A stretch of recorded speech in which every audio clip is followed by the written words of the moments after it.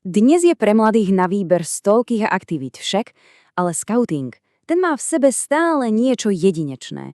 Niečo, čo ide ako si hĺbšie, presahuje bežné krúžky a koníčky. Poďme sa teda spolu pozrieť, čo to vlastne je. Tento citát od Laszla Nagia, to nie sú len pekné slová, je to v podstate jadro, samotné srdce moderného skautingu. Viete, už to dávno nie je len o zakladaní ohňa alebo viazaní úzlov, je to o budovaní mostov. Mostov medzi ľuďmi, medzi kultúrami. A práve táto myšlienka, to budovanie mostov, bude našim kompasom v tomto našom pohľade na vec. A aby sme naozaj pochopili, ako sa táto veľká myšlienka mení na realitu, pozrieme sa na to pekne postupne. Začneme tým, prečo je to dôležité a krok za krokom sa dostaneme až ku konkrétnym tipom, ako na to. Dobre, tak poďme na prvú časť. Prečo je v dnešnom totálne prepojenom svete myšlienka globálneho skautingu dôležitejšia než kedykoľvek predtým? Obzvlášť pre mladú generáciu?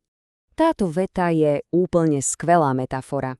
Je to vlastne výzva, aby sme zmenili naše myslenie. Aby sme sa neobmedzovali len na svoje mesto či krajinu, ale aby sme vnímali celý svet ako naše ihrisko, ako priestor pre priateľstvo a spoluprácu. A je to fakt fascinujúce, pretože skauting dnes akoby presne trafil klinec po hlavičke. Mladí ľudia vyrastajú s povedomím o globálnych veciach, majú takú prirodzenú túžbu spoznávať ľudí z iných krajín a skauting im na to dáva perfektnú platformu, bezpečnú, štrukturovanú, či už cez moderné veci ako Jota alebo cez staré dobré dopisovanie. Dobre, dosť bolo teórie. Poďme na prax. Povedzme, že nejaký skautský oddiel sa rozhodne nadviazať medzinárodné spojenie. Ako má vlastne začať? Aké sú tie úplne prvé kroky? Celý ten proces sa dá zhrnúť do 4 jasných krokov, ale kľúčové sú tu dve veci – trpezlivosť a flexibilita. Viete, namiesto toho, aby sme sa snažili nájsť, povedzme, morských skautov v jednom jedinom meste, je oveľa lepšie otvoriť sa možnostiem.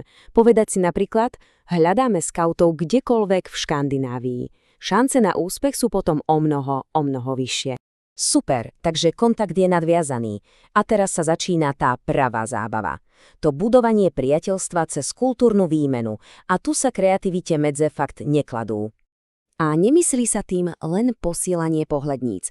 Predstavme si, že si oddiely vymenia vlastnoručne nakreslené mapy, fotky z bežného dňa alebo príbehy o histórii svojho mesta. To, čo je pre nás úplná samozrejmosť, môže byť pre niekoho na druhom konci sveta obrovským objavom. Alebo si predstavme toto. Natočiť video, ako spievame obľúbenú táborovú pieseň. A poslať ho aj s prekladom. Hudba a hry, to sú predsa univerzálne jazyky. Je to neuveriteľne silný spôsob, ako sa spojiť na takej tej emocionálnej úrovni. A práve tu sa ukazuje, že tie najväčšie poklady sa často skrývajú v úplne obyčajných veciach. Výtlačok miestnych novín, nejaký komiks, školská učebnica alebo ja neviem, obyčajná mušľa z pláže. To všetko sa môže stať pre niekoho obrovským pokladom, pretože to ponúka autentický kúsok z úplne iného sveta. Takže dopisovanie a vymeňovanie si balíčkov, to je skvelý štart. Ale to pravé kúzlo medzinárodnej spolupráce sa začína až na ďalšej úrovni, keď sa od jednoduchej výmeny prejde k spoločným projektom. Toto porovnanie to ukazuje úplne perfektne. Na jednej strane máme budovanie priateľstva a na druhej strane využitie tohto priateľstva na vytvorenie niečoho hmatateľného, niečoho, čo naozaj pomôže.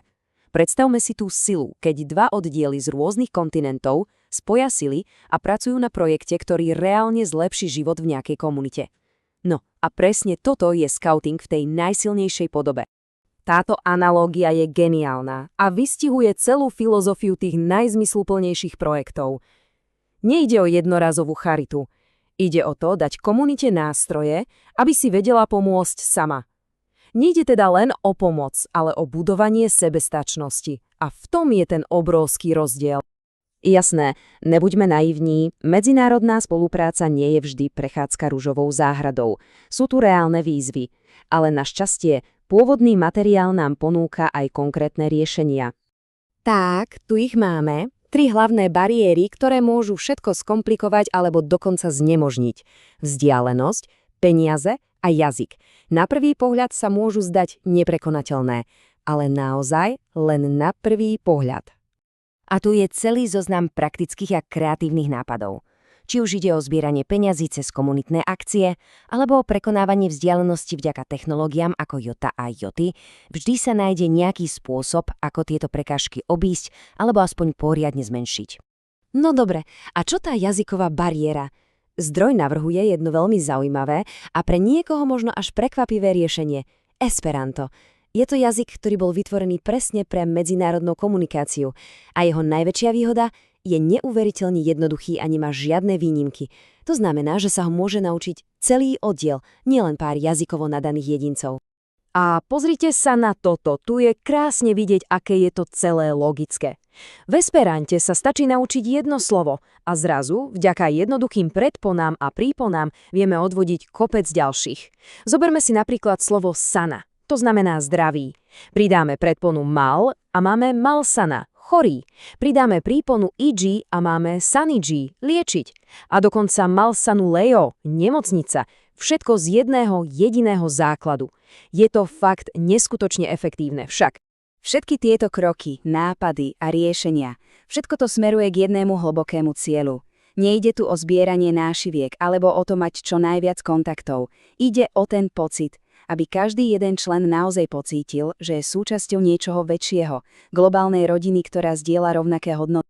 A tak na záver tu zostáva táto priama a silná otázka. Nie je to len zhrnutie, je to skôr osobná výzva. Výzva k akcii pre každého, kto sa v skautingu akokoľvek angažuje.